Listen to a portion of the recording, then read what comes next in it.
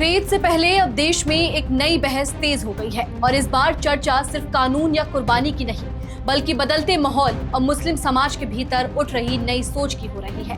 पहले पश्चिम बंगाल से खबरें सामने आई कि मुस्लिम समुदाय के लोग गाय खरीदने से पीछे हट रहे हैं और अब असम से भी ऐसी तस्वीरें सामने आई है जिसने राजनीतिक और सामाजिक गलियारों में हलचल बढ़ा दी है। खास बात यह है कि जिन लोगों को हमेशा लगता था कि मुसलमान कभी गाय की कुर्बानी रोकने की बात नहीं करेंगे, अब वही लोग इस फैसले से परेशान और बेचैन नजर आ रहे हैं। नमस्कार, मैं नंदिनी सोनी और आप देख रहे हैं द हिंदी टॉक।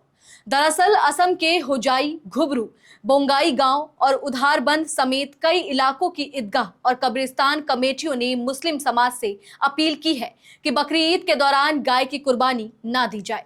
कमेटियों ने साफ कहा कि राज्य में लागू कानूनों का पालन किया जाए और सामाजिक सौहार्द बनाए रखा जाए।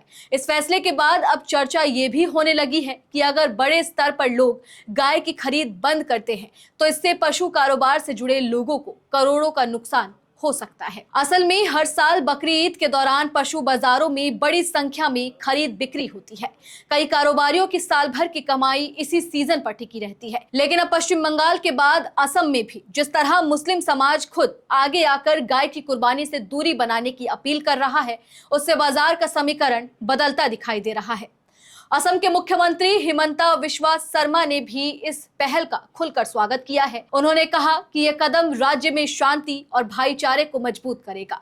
मुख्यमंत्री ने एक्स पर पोस्ट करते हुए लिखा कि वह बहुसंख्यक सनातन समाज की भावनाओं का सम्मान करने के इस प्रयास की सराहना करते हैं और उम्मीद करते हैं कि दूसरी कमेटियां भी इसी तरह की अपील जारी करेंगी। 23 मई 2026 को जारी घुबरी टाउन ईदगाह कमेटी के नोटिस में साफ कहा गया कि असम में कैटल प्रिजर्वेशन एक्ट पहले से लागू है, जिसके तहत गाय की कुर्बानी कानूनी रूप से प्रतिबंधित है। नियम तोड़ने पर गैर जमानती धाराएं लग सकती हैं और 3 से 7 साल तक की सजा का प्रावधान भी है।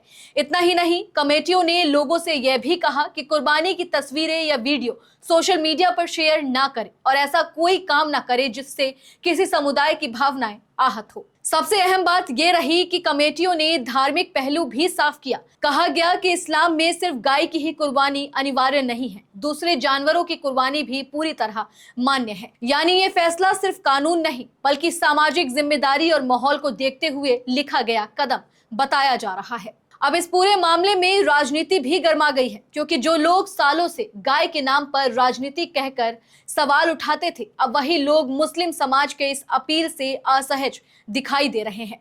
सोशल मीडिया पर भी बहस छिड़ गई है कि अगर मुस्लिम संगठन खुद कानून पालन और सामाजिक सौहार्द की बात कर रहे हैं तो फिर इस मुद्दे पर राजनीति क्यों हो रही है। उधर दिल्ली में भी सरकार ने बकरी ईद को लेकर सख्त रुख अपनाया है। मंत्री कपिल मिश्रा ने साफ कहा है कि राजधानी में प्रतिबंधित जानवरों की कुर्बानी, अवैध पशु बाजार और सार्वजनिक जगहों पर कुर्बानी पूरी तरह गैर कानूनी होगी। नियम तोड़ने वालों के खिलाफ सख्त कार्रवाई की चेतावनी दी गई है। अब बड़ा सवाल यही है कि क्या पश्चिम बंगाल और असम के बाद देश के दूसरे राज्यों में भी मुस्लिम समाज इसी तरह की पहल करेगा?